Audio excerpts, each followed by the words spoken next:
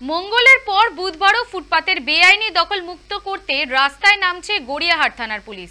দীর্ঘদিন ধরে বেআইনিভাবে ফুটপাত দখল করে যারা ব্যবসা করছিল তাদের উচ্ছেদ করে পুলিশ। ফুটপাত দখল করা থেকে বেআইনি দোকান ভেঙে দেয় পুলিশ। সম্প্রতি বেআইনি দখল নিয়ে নবান্নের বৈঠক থেকে ক্ষোভ প্রকাশ করেন মুখ্যমন্ত্রী মমতা বন্দ্যোপাধ্যায়। তারপরেই শহরের বিভিন্ন জায়গায় ফুটপাতের বেআইনি দখল মুক্ত করতে উদ্যোগ নেয় পুলিশ। বৃহস্পতিবারও চলে উচ্ছেদ অভিযান।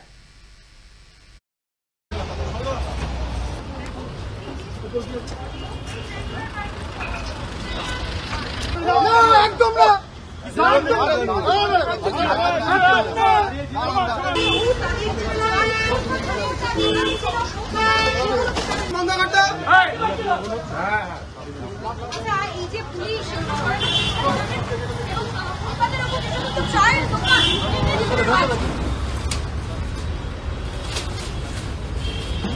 জল বৃষ্টি আসছে তো এই জন্য ওই কাপড়টা টানো হচ্ছে বৃষ্টির জন্য। কি বলবেন, সংসার তো চলতো 30 বছর,